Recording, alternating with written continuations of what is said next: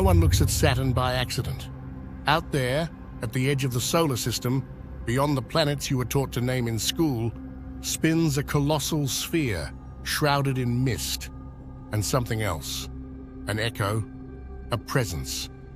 What if Saturn isn't what we were told? What if it's not a planet, but a prison? A cosmic jail carefully designed not to imprison bodies, but to trap souls. For centuries, cultures across the world have pointed to the same place, the same symbol, the same god. Kronos, the devourer, the titan of time, the great judge of the dead. In occultism, in ancient religions, in secret lodges from Babylon to the present day, the pattern repeats. Saturn is tied to suffering, to judgment, and to the recycling of the human soul. This isn't a modern theory. It's a secret that's been here all along, hidden in hermetic texts, in alchemical symbols, in religious architecture, in myths that survived the Inquisition of thought.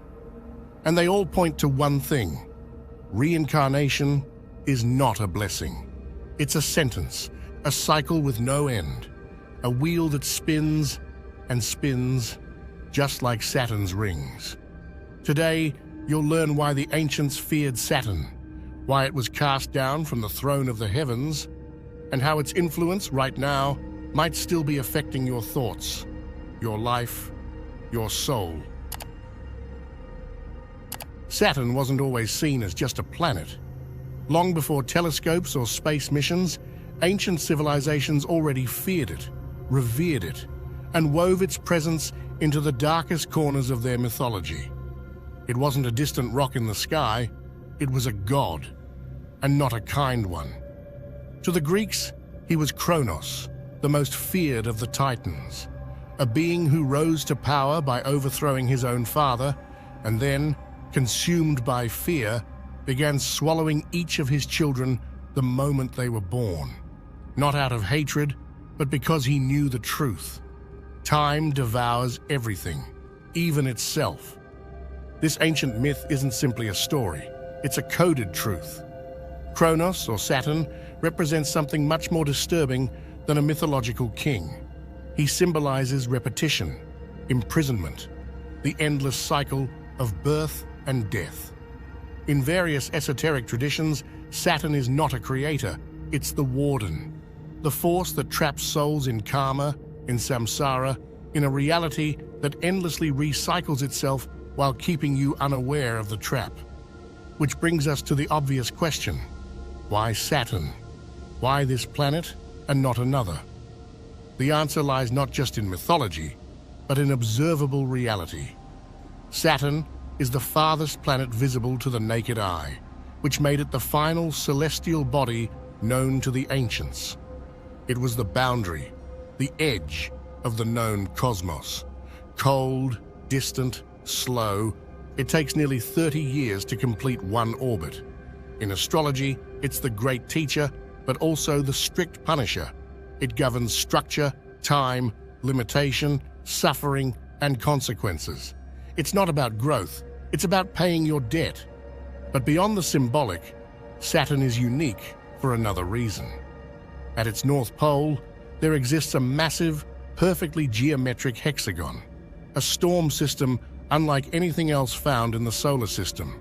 It remains stable, unchanging for decades, a six-sided vortex that corresponds eerily with sacred geometry and the shadow form of a cube that we'll see repeated over and over again in religious rituals, sacred architecture, even in the robes of judges and clerics. Saturn also emits sound, not metaphorically, literally. NASA has recorded strange radio waves emanating from the planet, and when translated into audible frequencies, they don't sound like natural space noise. They sound like a transmission, rhythmic, mechanical, almost intentional. In alchemy, Saturn is lead, the heaviest of the base metals. It represents the first stage of spiritual transformation, the nigredo, or blackening, the death of the old self before rebirth is possible. In Kabbalah, Saturn is linked to Bina, the realm of understanding, but also structure and restriction, the cosmic womb that both creates and contains. In Gnostic texts, Saturn echoes in the figure of the demiurge, a false creator who builds a flawed material world and traps the soul inside it. A prison disguised as reality. A system ruled not by freedom, but by repetition, decay, and forgetfulness. So why Saturn? Because nothing else fits the role so perfectly.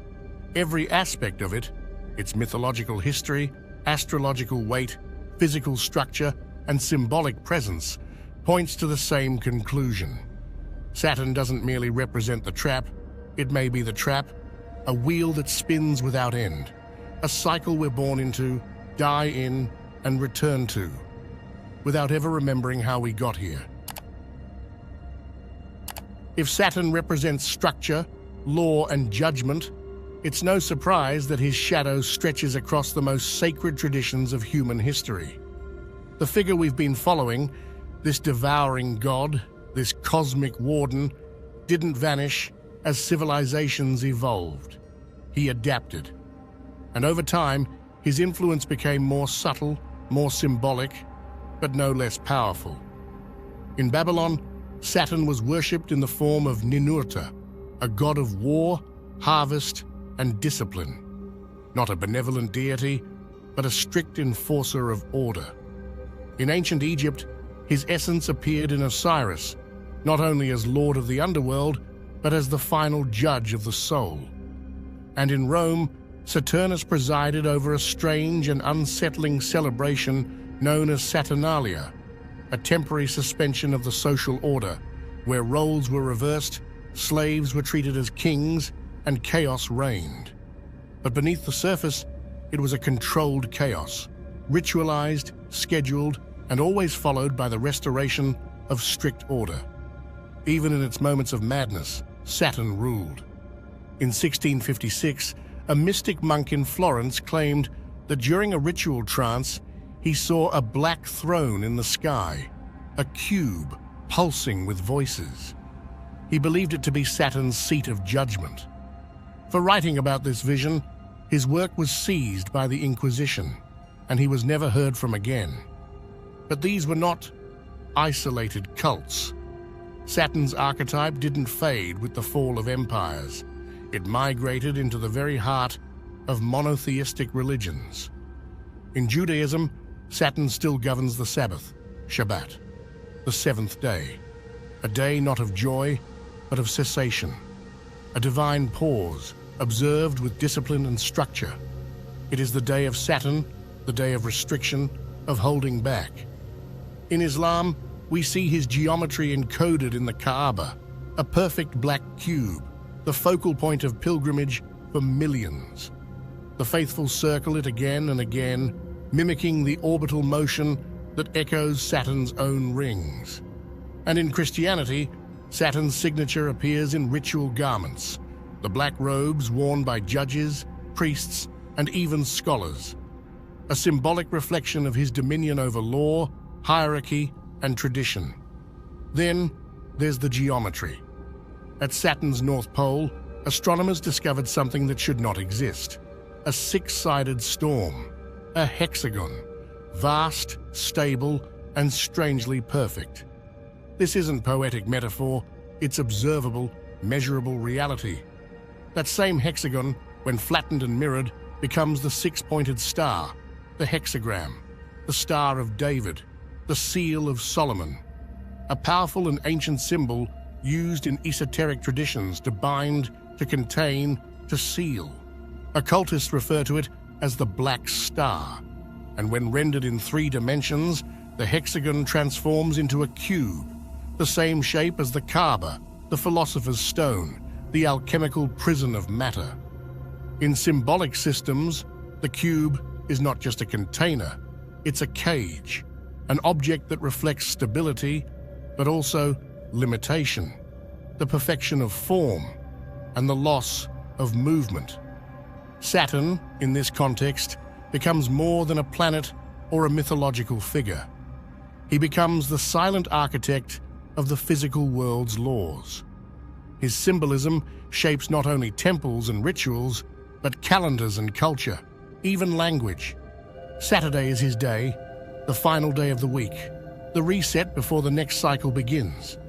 But perhaps the most unsettling aspect of all this is how little of it we notice. The rituals continue. The symbols surround us. The archetype persists, but the awareness is gone. Saturn has become invisible by becoming normal. Saturn is not absent from our lives. He's everywhere, hidden in plain sight. If Saturn truly represents the boundary, the weight, the endless repetition of time, then we have to ask, what is it containing? What force is it holding in place from the distant edge of our solar system? According to many esoteric and Gnostic traditions, the answer is unsettlingly direct. It's holding us. Or more precisely, it's holding what we are once the body dies. In the Gnostic worldview, the material world isn't a divine gift. It's a carefully constructed trap. The physical universe wasn't made by a benevolent creator, but by a lesser force known as the demiurge, whose purpose is to keep human souls confined within a false reality. The soul in this vision is not evolving, it's imprisoned, recycled through endless lives, deceived into believing this is growth. And Saturn, within that cosmology, isn't just symbolic. He's the enforcer, the regulator, the machine that keeps everything spinning. What many traditions describe as reincarnation or spiritual evolution, Gnostics interpret as a kind of energetic harvesting system. Samsara, the wheel of rebirth, isn't a ladder to liberation. It's a treadmill. You live, you forget, you suffer, you die. And then it starts all over again. Karma, rather than being a divine form of justice, becomes the mechanism used to justify this looping. The soul believes it deserves to return, and that's what makes the trap so effective. But some esoteric theories push this even further. They suggest that the afterlife experience itself, the light at the end of the tunnel, the voices of loved ones, the sense of peace, is not a path to heaven, but a simulation, a reset protocol. The soul, disoriented and vulnerable, is shown what it expects to see. It trusts, it complies, and it re-enters the cycle before even realizing it had a choice. And once again, Saturn appears, not as a passive rock in space, but as an active transmitter, a source of signal, a device. And this is where things cross the threshold from the mythic to the measurable. In 1981, NASA's Voyager spacecraft recorded something deeply strange about Saturn. A massive, perfectly shaped hexagon at its north pole, thousands of kilometers wide, rotating with almost supernatural precision. No other planet has anything like it. A six-sided vortex, frozen in shape, persisting for decades. Scientists still don't understand how it formed or how it maintains such stability. But it's there, spinning silently like some kind of cosmic lock. And then there's the sound.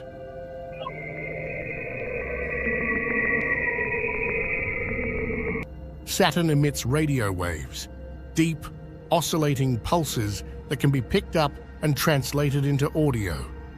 What you hear is not the roar of cosmic wind, nor the static of empty space. It's something else, something structured, repetitive, mechanical. It sounds like a signal, which raises a very serious question. Is Saturn broadcasting something? In occult traditions, sound is never just sound. It's a force. Frequencies are believed to influence the mind, affect emotions, even alter awareness. Ancient chants, mantras, and harmonics were all built around this idea. And modern science, in its own way, is beginning to confirm it. We know that vibration can structure matter, that waves can influence brain activity. So what if this signal, the hum that pulses from Saturn, is part of the trap.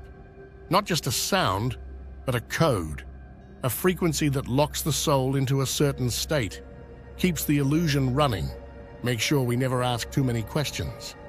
And when you add it all up, the symbol, the geometry, the sound, the myth, it starts to look less like coincidence and more like design. If Saturn is the core of this system, then time itself becomes a kind of fuel. Death and rebirth are not transitions, they're loops, and we are the ones being processed. Because Saturn doesn't just represent control. Saturn is control. He feeds on cycles, on memory, on repetition, and most of all, on time. We live our lives believing in choice, in purpose, in progress, when in reality, we may simply be moving along the path carved out for us by a system far older and far colder than we've ever imagined. By now, it's clear that Saturn's presence is not merely mythological, nor confined to the distant reaches of our solar system. It's systemic, symbolic, embedded not only in ancient rituals, but in the very architecture of our reality. And nowhere is this more apparent than in one of its most enduring and mysterious symbols, the black cube. The cube appears again and again throughout time. In the Kaaba at Mecca, circled endlessly by pilgrims, in Jewish tefillin, strapped to the forehead during prayer. In the robes of priests, judges, and scholars, the ritual black that marks authority and order. And in modern esoteric thought, the cube is Saturn's throne, his geometric signature, a perfect container, 6 faces, boundaries on all sides.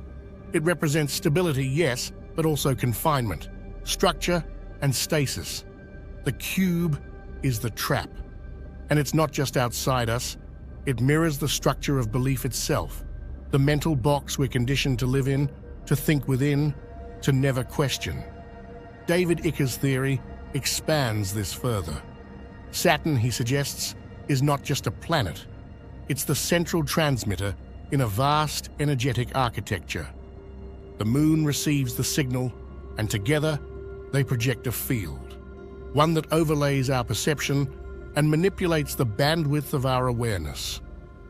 What we perceive as reality may be little more than an encoded illusion, a vibration broadcast into the mind, interpreted by senses we never chose.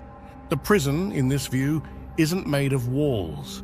It's made of signals, frequencies, agreements we never consciously made. And the cube, it's the perfect metaphor, a symbol of limitation hidden in plain sight. We move within it, pray toward it, even dream inside it, never realizing it was built to contain us. But here's the paradox Saturn cannot control. What cannot be measured cannot be confined. Awareness, true awareness, is dimensionless. It's not bound by geometry or language or even time. It is the raw presence that sees the trap and steps beyond it. This is what the ancients tried to teach, buried beneath layers of metaphor and myth. That liberation isn't granted, it's remembered. That the walls of the cube dissolve the moment you see them for what they are. Projections, mental architecture, belief systems mistaken for truth. The escape doesn't come from outside, it comes from within, from the collapse of illusion, from the moment you stop identifying with the echo and begin listening to the silence behind it. Because if Saturn is the architect of the cube, then awareness is the door. And the key? It's not hidden. It's the very thing you've carried all along, the ability to remember who you are, beyond name, beyond form, beyond fear. So when you see the black cube again, on a flag, in a temple, in your dreams, don't look away. Look through it. Because the cube is not just a prison, it's a question. And the answer has always been you. After everything we've explored, myth, science, symbolism, religion, there's something that becomes hard to ignore. The idea that Saturn has always been more than just a planet. not just out there in the sky, but present in the systems that shape our lives, our beliefs, and even our perception of reality. But the point of all this isn't to create fear or to build a new myth to replace the old ones. It's to recognize a pattern, one that's repeated across time, cultures, and traditions, and to ask the right questions about it. Because once you understand what Saturn represents, you begin to understand the system you were born into. And more importantly, that you don't have to stay asleep inside it. This isn't about escaping the world or fighting some cosmic enemy. It's about realizing that many of the limits we've accepted, whether spiritual, mental, or cultural, aren't as fixed as they seem. That maybe the prison is built more from what we believe than from what actually is. Saturn, in this view, isn't the villain. It's the final checkpoint. The structure that pushes you to question structure. The symbol that dares you to go beyond symbols. And maybe that's the point of it all. Not to avoid the cube, but to understand what it means, and to see how you've carried it with you without noticing. Freedom doesn't come from fighting the system. It comes from seeing it clearly and choosing to live differently. So if any of this resonated with you, if you found yourself thinking about things in a new way, or just reflecting a bit more deeply, feel free to leave your thoughts in the comments. What do you think Saturn really is? A symbol, a prison, a lesson? And if you're interested in more content like this, esoteric knowledge, hidden history, and tools for awakening consciousness, consider giving this video a like and subscribing to the channel. It helps a lot, and we're just getting started. Thanks for watching, thanks for thinking, and wherever you are, stay awake, stay aware.